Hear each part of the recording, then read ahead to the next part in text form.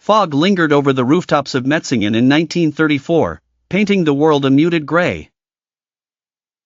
Through the half-open windows of the Hugo Boss factory, the persistent drumming of sewing machines echoed, a mechanical heart beating in time with a nation in flux.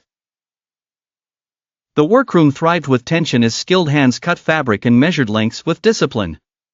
The usual chatter had faded, replaced by nervous glances and subdued whispers. Orders no longer bore the names of tailors and townsfolk, but came stamped with an unmistakable eagle, and signatures that meant power. The once ordinary suits had shifted into crisp uniforms, destined not for shop floors, but for marching boots and rigid salutes. Elsa, a young seamstress with gentle eyes, slowed her stitching to lean closer to Fritz, her gray-haired co-worker. "Do you think this is right, Fritz?"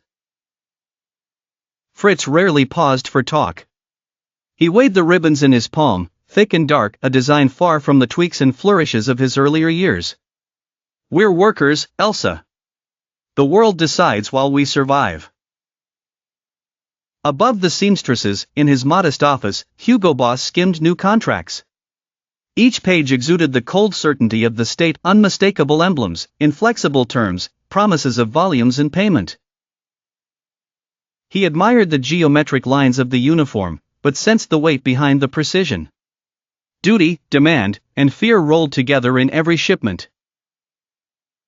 The days blurred into nights. Rails of black coats and gray trousers marshaled on the factory floor, destined for regiments that would stand at checkpoints and sweep city streets. The pride of craft dulled, replaced by unease.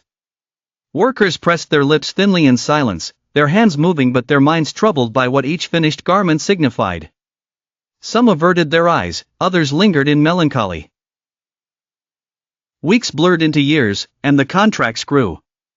Metzingen swelled with war's demands. Rumors trickled that the factory's expansion meant more uniforms, deeper commitment, and more threads binding them to the new order.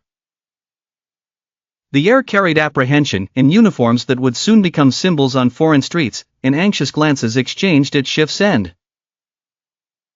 Hugo Boss sat late at his desk, hand trembling over ink. The war his needles stitched was not one of fashion, but of conflict and obedience. Still, as the river of orders swelled, the machine stitched on, indifferent to politics, focused on production and survival. Europe erupted into flames. Metzingen's night sky glowed with distant unrest. The factory kept on, the hum of industry a dissonant soundtrack to a world breaking itself apart. Elsa no longer questioned but simply worked, her conversation lost in the thunder of the present. When the war ended, silence settled on the factory. The contracts disappeared, the uniforms finished, and the doors finally closed on a chapter woven with complicity and regret. The workers dispersed. Boss himself wrestled with a legacy he had not chosen, yet could not fully escape.